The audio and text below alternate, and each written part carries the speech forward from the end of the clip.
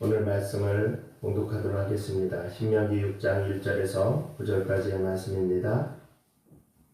이는 곧 너희 하나님 여호와께서 너희에게 가르치라고 명하신 명령과 규례와 법도라. 너희가 건너가서 차지할 땅에서 행할 것이니 곧 너와 내 아들과 내 손자들이 평생에 내 하나님 여호와를 경외하며 내가 너희에게 명한 그 모든 규례와 명령을 지키게 하기 위한 것이며 또 내 나를 장구하게 하기 위한 것이라. 이스라엘아, 듣고 삼가 그것을 행하라. 그리하면 내가 복을 받고 내 조상들의 하나님 여호와께서 내게 허락하신 같이 적과 꿀이 흐르는 땅에서 내가 크게 번성하리라. 이스라엘아, 들으라. 우리 하나님 여호와는 오직 유일한 여호와이시니 너는 마음을 다하고 뜻을 다하고 힘을 다하여 내 하나님 여호와를 사랑하라. 오늘 내가 내게 명하는 이 말씀을 너는 마음에 새기고 내 자녀에게 부지런히 가르치며 집에 앉았을 때든지 길을 갈 때든지 누워 있을 때든지 일어날 때든지 이 말씀을 강론할 것이며 너는 또 그것을 내 손목에 메어 기호를 삼으며 내 미간에 붙여 표로 삼고 또 내 집 문설주와 바깥문에 기록할지니라. 아멘. 기도하겠습니다. 사랑의 아버지 하나님, 이 시간에 주의 말씀을 듣습니다. 주의 말씀을 들을 때에 하나님께서 은혜를 베풀어 주시옵소서. 우리가 세상의 지혜와 세상의 것을 나누는 것이 아니고 하나님께서 우리에게 기록하여 주신 성경을 나누기를 원합니다. 주의 지혜를 깨닫게 하여 주시고 그것을 마음에 새기고 또 그렇게 행할 수 있는 우리 모든 성도들 되어지기를 원하오니 주께서 함께해 주시옵소서. 감사드리며 예수님 이름으로 기도드립니다. 아멘. 한 주간 평안하셨습니까? 잘 지내셨을 줄 믿습니다. 제가 어제 5월 1일, 오늘 5월 2일인데 5월 2일 날 달력을 뜨면서 벌써 5월이 되었구나 라는 생각을 했습니다. 시간은 참 빠른 것 같고 또 그 시간 속에서 자연의 아름다운 모습들도 변하고 또 우리의 보기에 너무나 좋은 모습들이 되어진 것 같습니다. 삶이 여러 가지 모습들 가운데 있지만 우리 사랑하는 성도들 모습 가운데 늘 기쁨과 감사가 또 즐거움이 하나님 안에서의 행복이 넘쳐나길 원합니다. 제가 이렇게 우리 성도들 위해서 말씀을 드리는 것은 세상에서 주는 세상의 가치나 세상에서 원하는 그렇게 잘 살고 잘 먹고 이런 것만을 이야기하는 것은 아닙니다. 하나님의 백성은 당연히 세상을 정복하고 다스릴 만한 능력을 주셨고 또한 다스릴 수 있는 권한을 부여받았기 때문에 우리들이 이 땅에서 귀하고 아름답게 살아야 됩니다. 물론 아담과 하와 이후의 죄악으로 말미암아 우리가 그러한 삶을 다 온전하게 누리지 못하지만 그렇지만 주께서 우리에게 새 삶을 새로운 생명을 허락하여 주셨기 때문에 구원받은 생명을 우리에게 허락하여 주셨기 때문에 그 가운데서 우리 성도들이 풍성하게 살기를 원하는 것, 또 때로는 어려움과 때로는 근심, 고통 속에 있는다 할지라도 그 어려움 속에서 능히 이겨나가고 승리하는 모습, 이것이 정말 잘 사는 모습이기 때문에 이것이 행복한 모습이기 때문에 늘 그것을 축원하는 것이고 그것을 위해서 기도하는 것입니다. 우리 성도들이 그렇게 하나님 앞에 나아가는, 그래서 이 땅의 삶이 이렇게 산천초목이 아름다워지는 이 시기처럼 우리의 마음도 그렇게 아름답고 귀한 모습 되어지기를 그렇게 소망합니다. 오늘 아시는 것처럼 5월 첫 주는 어린이 주일입니다. 우리가 어린이 주일은 잘 모른다 할지라도 이제 며칠 있으면 돌아올 어린이날을 생각하며 이제 어린이날이 돌아왔구나 라는 생각을 하지요. 국가에서도 어린이날을 지정하여서 어린이들을 위해서 기념하고 또 한 날을 그렇게 보냅니다. 그것은 왜 그러겠습니까? 당연히 지금 자라고 있는 어린이들이 이 땅을 이끌어갈 세대이기 때문에 그렇죠. 그렇다면 교회가 이렇게 어린이 주일을 지키는 이유는 어디 있을까라는 생각을 해봅니다. 당연히 교회 주일학교 어린이들이 우리 교회를 이끌어갈, 다음 세대를 이끌어갈 그런 주인공이기 때문에 그렇습니다. 또한 무엇보다도 하나님 나라는 그냥 끝나는 것이 아니고 하나님의 백성들이 영속적으로 이어지는 부분들이 있는데, 그 이어지는 부분 가운데 우리 세대가 지나가고 그 다음 세대를 이어갈 하나님의 백성들이기 때문에 우리가 이날을 기념하고 이날을 감사하는 것입니다. 그래서 오늘은 어린이 주일로 지킵니다. 꽃주일이라고도 하지요. 그런데 이 어린이 주일, 우리가 한편으로 생각하면 또 이렇게 생각이 되어질 수 있습니다.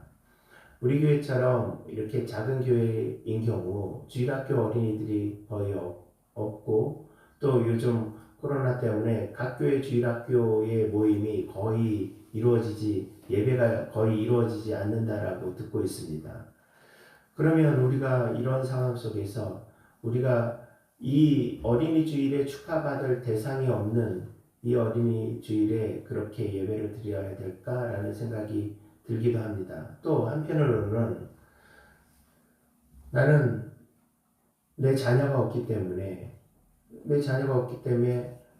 특별히 그 대상을 위해서 기도할 필요 아니면 나아갈 필요가 없다라고 생각하는 분도 있고, 또 어떤 분들은 나의 자녀는 이미 다 성장하여서 어린이가 아닌데 굳이 이 날에 이런 말씀이 나에게 필요할까라는 생각을 하실 수도 있습니다. 그런데 우리가 다시금 생각해 보면 이 어린이 주일의 대상이 어린이들을 기념하는 그런 순간, 그런 시간이지만 우리도 하나님 앞에 배워야 되고, 우리도 하나님의 자녀로서의 양육을 받아야 되고, 우리가 그러한 삶을 또 살아야 되기 때문에 그러한 그러한 가르침을 받는 어린이들처럼 우리도 그러한 삶을 살아야 되기 때문에 동일하게 이 말씀 가운데 힘을 얻고 위로를 받았으면 하는 생각이 듭니다.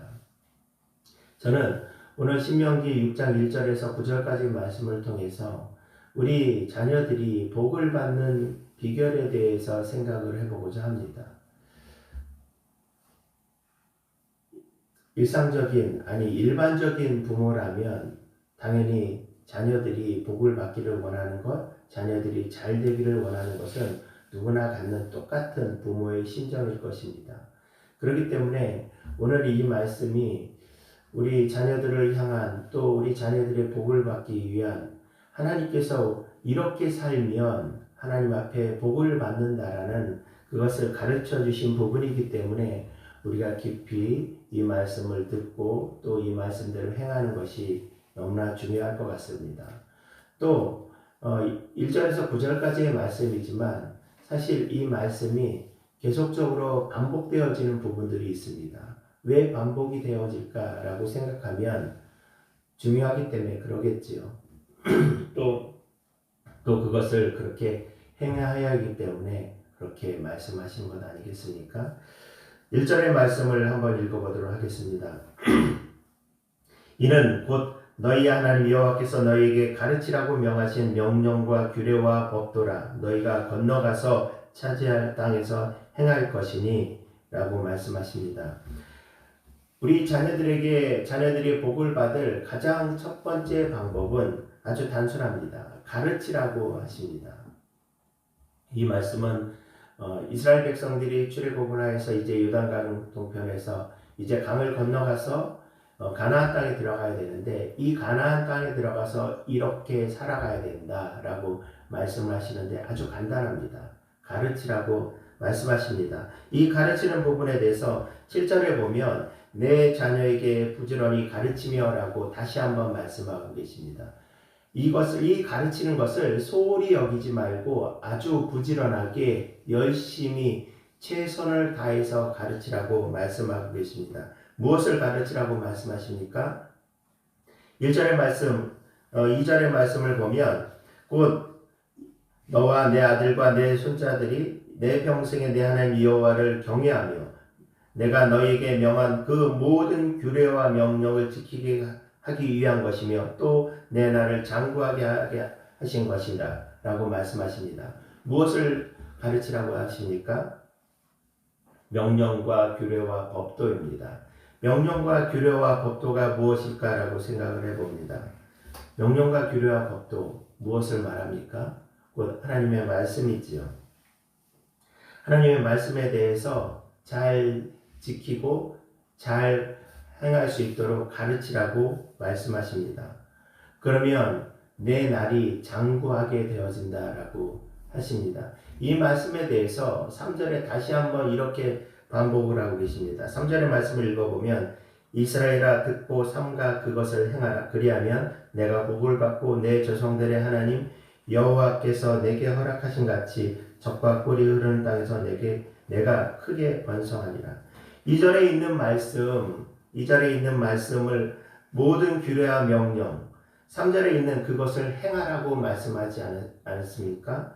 그것을 행하라고 하십니다. 가르치라는 그 가르친 것을 행하라고 말씀하십니다. 그러면 2절에 내 날이 장구한다라는 말씀에 대해서 3절에 뭐라고 또 말씀하시냐면 내가 복을 받고 내가 크게 번성하겠다라는 말씀으로 다시 한번 반복을 하여 주십니다. 곧 우리에게 이렇게 말씀하시는 것 이것은 그것을 지키고 그것을 가르치라. 그것을 지키고 그것을 가르치는데 무엇을 지키고 가르치냐면 율례와 법도와 규례인데 이것은 우리의 성경 하나님의 말씀을 가르칩니다. 이 하나님의 말씀을 가르칠 때에 내 삶이 장구하게 되어진다. 내 삶이 장구하게 된다는 것이 무엇입니까? 오래 산다는 얘기죠. 장수한다는 얘기입니다. 그런데 성경에서 장수한다는 얘기는 그냥 단순하게 인간의 생명이 연장되어진다는 의미로서의 끝나는 것이 아닙니다. 하나님께서 인생을 장구하게 인생에 장수하게 하신다는 것은 그 삶이 장수할 동안 필요한 모든 것들을 채워주시고 함께 해주신다는 의미를 담고 있습니다. 단순하게 인간의 삶이 오래 사는 것이 아니고 필요한 것을 적절하게 하나님께서 공급해 주신다는 것을 우리에게 말씀하여 주고 계십니다.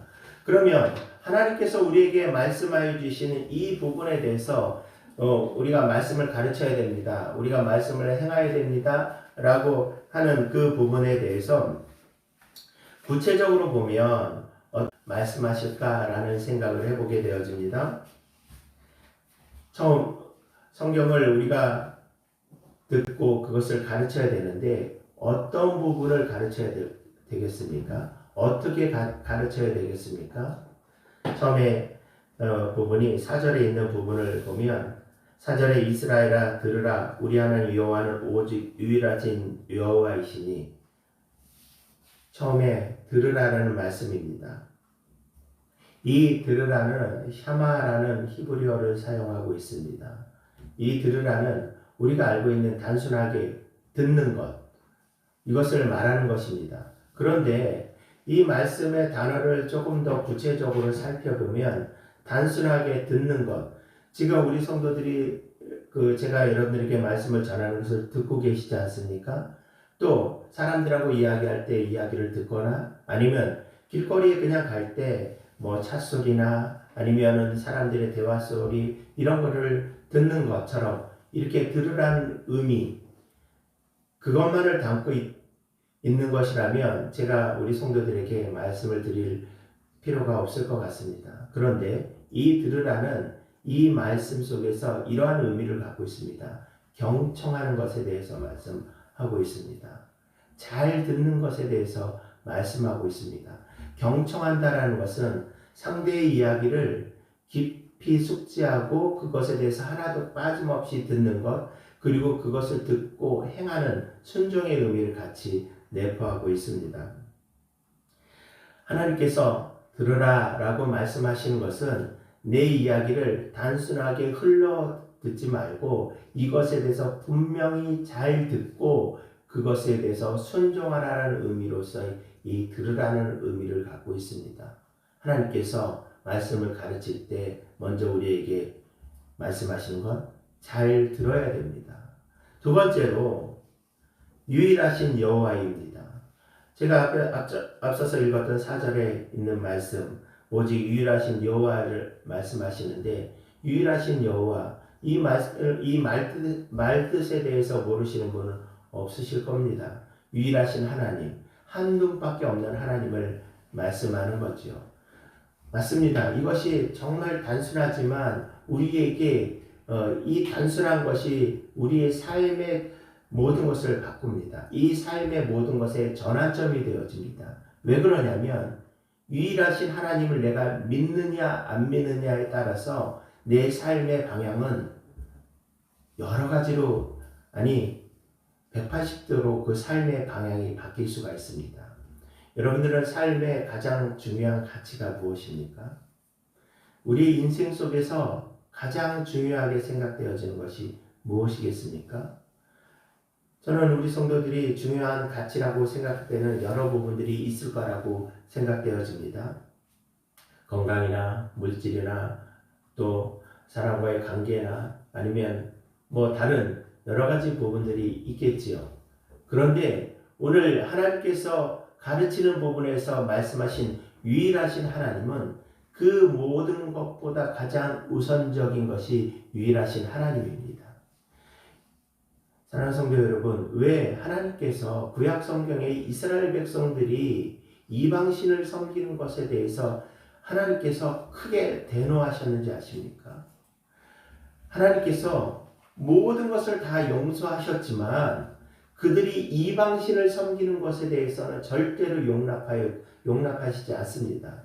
예수께서도 이 땅에 오셔서 모든 죄를 당신을 때리시고 당신에게 모욕적인 행위를 하는 것까지도 다 용서하셨지만 그들이 이방신에 빠져 있는 것에서는 절대로 용서하지 아니하셨습니다. 그 후에 제자들도 모든 것을 다 용서하고 포용하였지만 그들이 이방신에 대해서 빠져 있는 것에 대해서는 절대로 용서하지 아니하였습니다. 오히려 그들과 상종하지도 말라라고 말씀하셨습니다. 이것이 무엇을 이야기하냐면 단순하게 우리가 하나님을 믿고 있는데 다른 종교를 믿어야 돼, 다른 종교에 빠지거나 아니면 거기서 이렇게 관심을 갖는다 이런 것들에 대해서 하지 말라는 그런 의미를 넘어서 하나님 앞에서 하나님이 이 땅의 모든 것에 가장 최우선이다라는 것을 말씀하고 있는 겁니다. 그렇다면 우리가 하나님을 최우선으로 여긴다면 우리의 모든 결정과 판단에서 하나님이 우선시 되어지지 않겠습니까? 예전에 제가 읽었던 책 중에 이러한 제목을 가진 책이 있었습니다. 예수님이라면 어떻게 하셨을까라는 책이 있습니다. 오래전에 나왔던 책인데 사랑하는 성도 여러분, 예수님이라면 어떻게 하셨을까? 이 질문을 여러분께 드리기를 원합니다. 우리의 삶 속에서 하나님이라면 내가 하나님 앞에서 어떻게 해야 되지? 라는 질문을 갖는 것. 이 결정에, 이 판단에, 이 선택의 순간에 하나님이면 하나님께서 나에게 무엇을 하실까? 예수님이라면 어떻게 행동하셨을까? 라는 질문. 이것은 우리가 인생에 살면서, 우리가 이 땅에 살면서 중요하게 생각해야 될 부분입니다. 다시 한번 말씀드리지만 하나님은 두 번째가 아닙니다. 하나님은 두 번째가 아닌 것을 꼭 기억하시고 또 그것을 꼭 우리의 자녀들에게 가르쳐주는 그런 성도들이 되어지길 바랍니다. 세 번째로 말씀을 새겨야 됩니다. 6절의 말씀을 보면 오늘 내가 내게 명하는 이 말씀을 너는 마음에 새기고, 이 마음에 새긴다라는 부분은 가슴에 새긴다는 얘기죠. 그런데 사실 이 원문의 내용을 보면 이 새기고라는 말씀이 나와 있지 않습니다. 이것을 번역하면서 의역한 부분인데 이 마음에 새기고에 대한 묵상을 하면서 왜 그러면 마음에 새기라는 말씀을 이렇게 하셨을까? 이 본문의 이야기는 내용은 새기라는 말씀이 없는데 라는 그 생각을 하며 묵상을 하였습니다. 그러면서 발견되어지는 사실 하나가 무엇이냐면 이것을 그냥 잘 듣고 그것 하나님 뜻대로 하나님을 바라보고 사는 것, 이것을 그냥 한 번 듣고 행하는 것이 아니고 지속적으로 반복적으로 계속 해야 된다는 것을 의미하고 있습니다.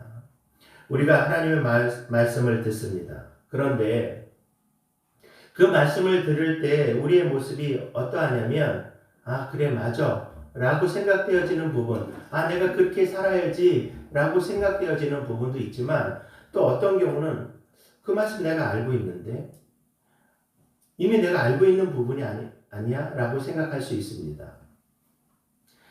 우리가 신앙생활하면서 매주 예배를 드리고 매주 예배를 드린다 할지라도 1년에 52편의 말씀을 듣습니다. 또 여러분 개인적으로 또 주일 오전 예배가 아닌 다른 예배나 아니면 영상이나 뭐 다른 기타 등등 또는 내가 집에서 혼자 말씀을 읽을 때 그럴 때 이런 부분들을 생각해 보면 하나님 말씀이 매일매일 달라지는 것 같지만 결국은 그 말씀이 한 가지로 그 말씀이 여러 가지가 아닌 내가 알고 있었던 말씀 그 말씀을 듣는 경우 읽는 경우가 많이 있습니다.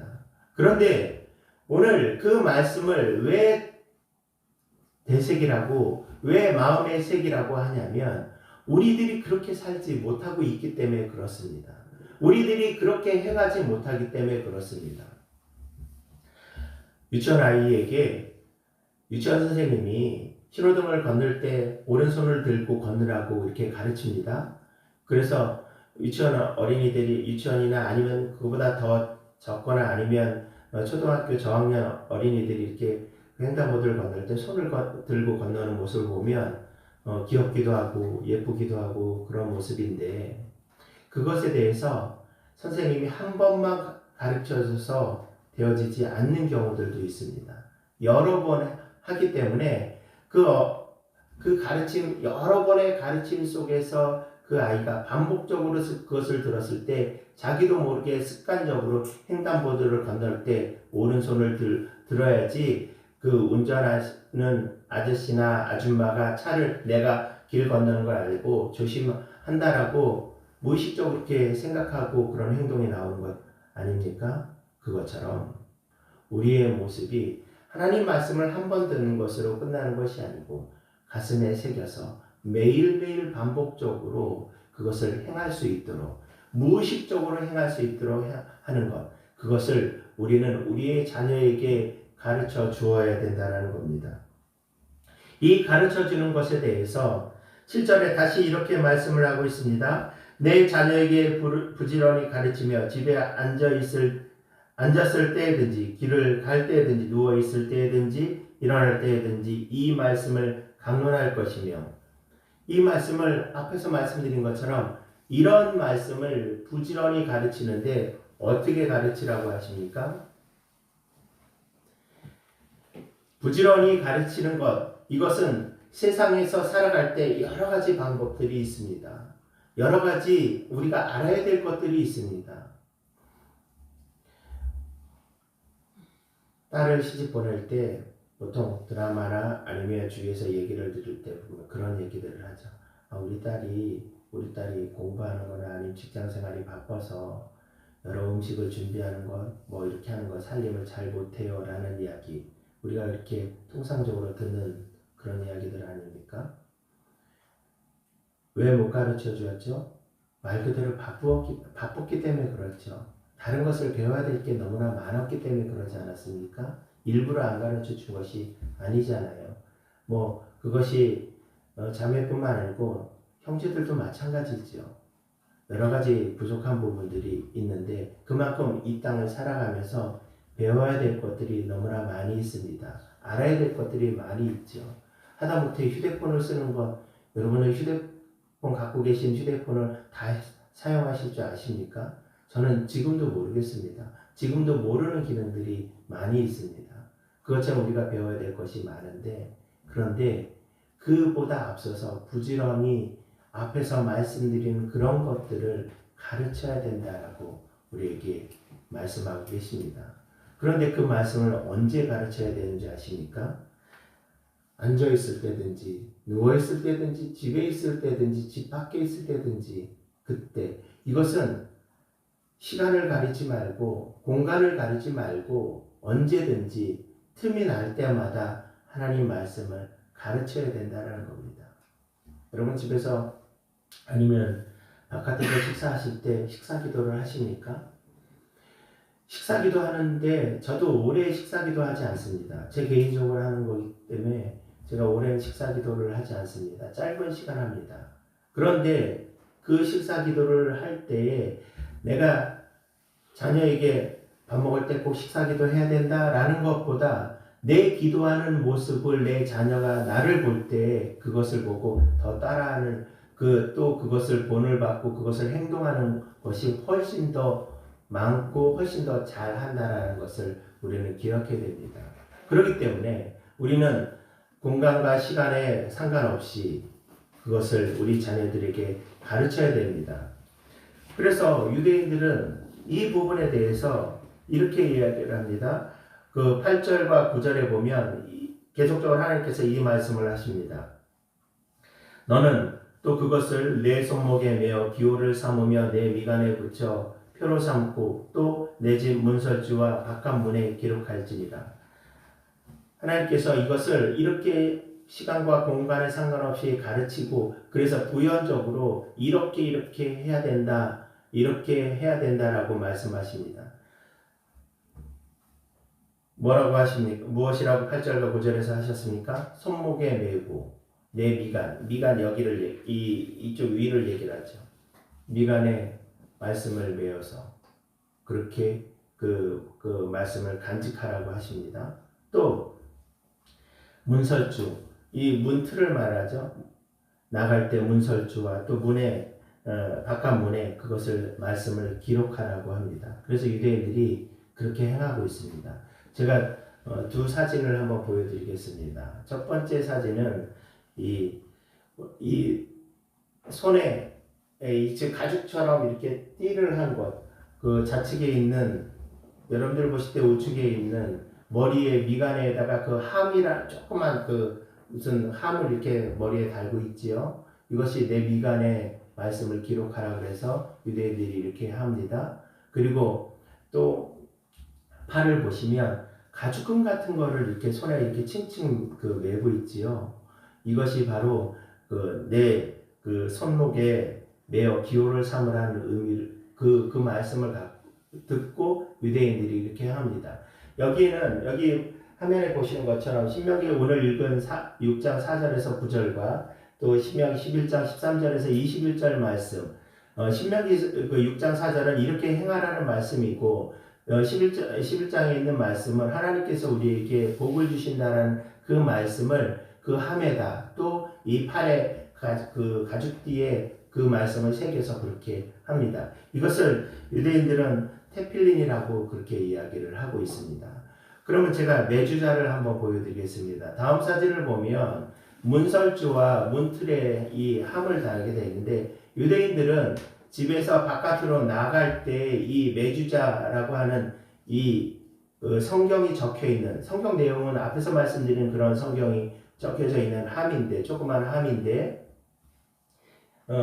매주자의 모습은 여러 가지 모습으로 되어 있지만 문설주와 또 문 입구에 이렇게 되어 있습니다. 그래서 내가 바깥으로 나갈 때 이것을 터치하고 나갑니다. 그리고 바깥에서 들어올 때 그것을 만지고 들어옵니다. 이래서 이스라엘에 있는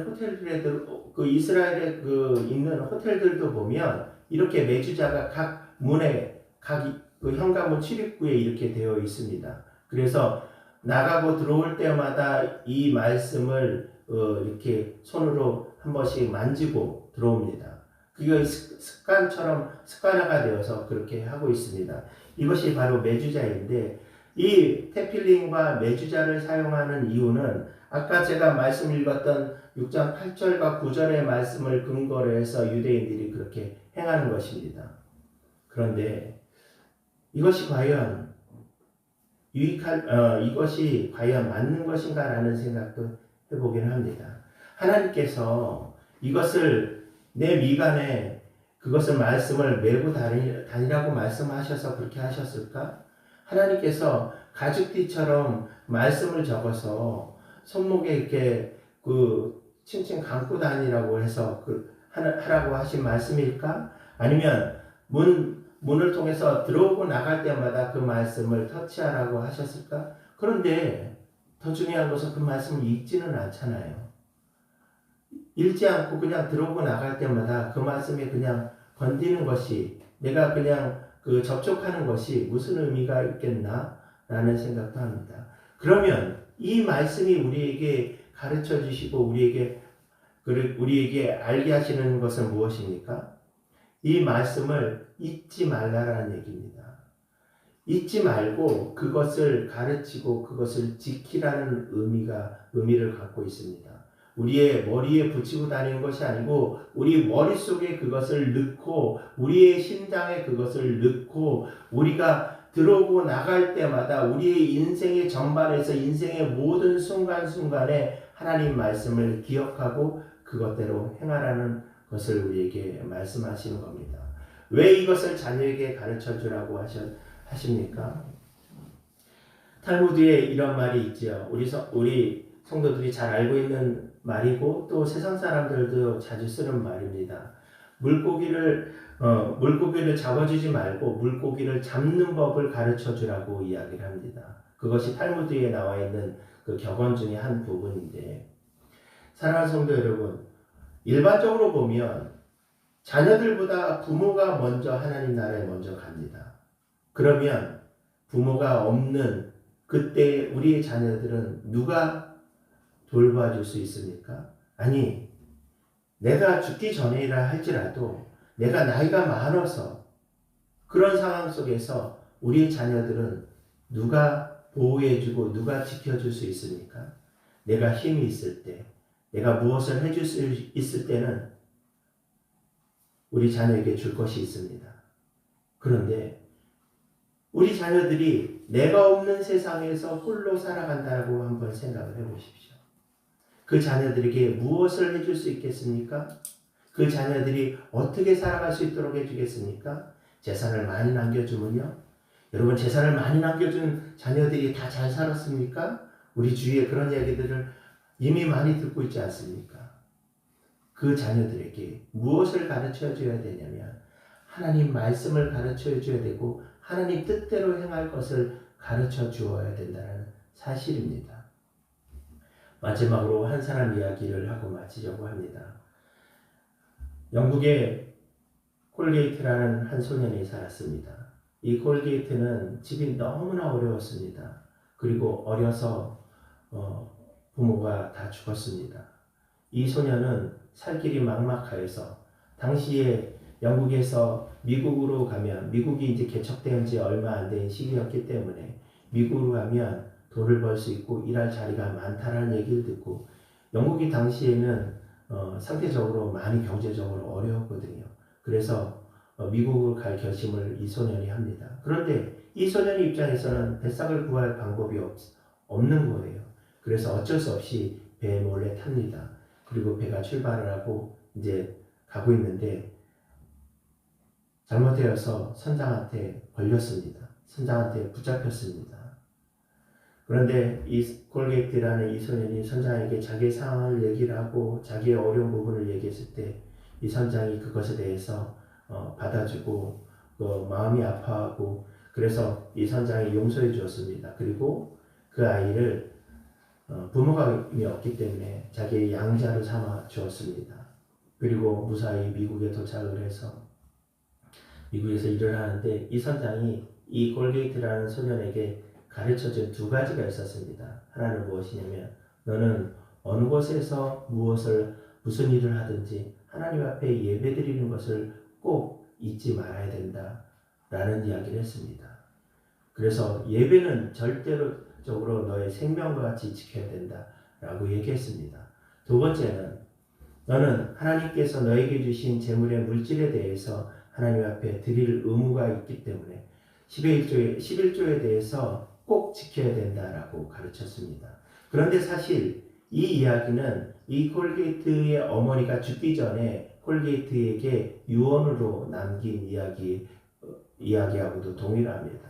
그래서 이 콜게이트는 미국에 도착해서 직장을 잡아서 일을 하면서도 그 이야기를 늘 명심하고 그대로 살았습니다. 그리고 그 가운데서 비누 공장에 취직을 했습니다. 비누 공장에서 이 소년이지만 나이가 어리지만 열심히 일해서 나중에 성장한 다음에 이 비누 공장 사장과 함께 그 공장을 그 회사를 같이 공동으로 경영하는 그런 사람이 되었고요. 나중에 이 사람이 누가 되어지냐면 세계적인 유명한 그 치약, 여러분들 콜게이트 치약을 알고 계시는 분들이 여러 분 계실 겁니다. 바로 콜게이트 치약의 창업주인 이 콜게이트 소년이 이 회사의 창업주입니다. 그래서 나중에 이 사람이 이러한 물질의 복을 받고 그렇게 커다란 부자가 되었습니다. 저는 여러분들에게 부자가 되어주기 위해서 이렇게 해야 된다는 것을 말씀을 드리는 것이 아닙니다. 부자가 되기 위해서 주일 예배를 잘 지키고 10의 1조를 드리라는 말씀이 아닙니다. 그러면 하나님은 세상에서 얘기하는 신들과 세상에서 얘기하는 무당과 무슨 차이가 있겠습니까? 하나님께서 제가 이 예화를 이 콜게이트라는 사람에 대해서 이야기하는 것은 우리가 세상에서 복을 받는다라고 생각하면 이렇게 물질적인 복 아니면 권력 아니면 건강의 복을 받으면 하나님 앞에 복을 받는다라고 사람들은 생각합니다. 물론 복의 한 부분이기는 합니다. 하나님께서 우리에게 주시는 것이긴 합니다. 그런데 우리는 하나님께서 이미 우리에게 주신 많은 것들이 있는데 그것에 대해서 잊고 살아가기 때문에 그것을 잊지 말라고 이 말씀을 드리는 겁니다. 이렇게 복을 받는 것처럼 우리에게 하나님께서 복을 내려주시는데 이 복을 받는 비결은 무엇이냐면 바로 하나님 뜻대로 말씀대로 우리의 기본을 지키고 살아가는 것, 하나님 중심의 삶을 살아가는 것, 이것이 오늘 우리에게 중요하다라는 것을 우리에게 다시 한번 우리 성도들이 인식하고 기억하기를 원해서 말씀을 드린 겁니다. 사랑하는 성도 여러분, 하나님이 우리에게 아무것도 안 주시면 우리 하나님이 아니십니까? 그런데 하나님은 우리에게 아무것도 주시지 않는 분이 아닌 모든 것을 우리에게 허락하여 주신 분입니다. 우리의 인생에 있어서 언젠가는 우리가 홀로 살아야 될 때가 있는데 우리의 자녀들도 그러할 때가 있는데 그때 그 어려움을 당하고 힘들 때 우리가 무엇으로 이겨나갈 수 있습니까? 무엇으로 승리할 수 있겠습니까? 오직 우리 안에 예수 그리스도로 우리가 이겨나갈 수 있음을 기억하고 그 예수님을 잘 가르치고 나 스스로도 예수님을 잘 배우는 그래서 아름다운 하나님 앞에 귀한 그리스도인으로서 살아가는 우리 모든 성도들 되어지기를 간절히 소망합니다. 기도하겠습니다.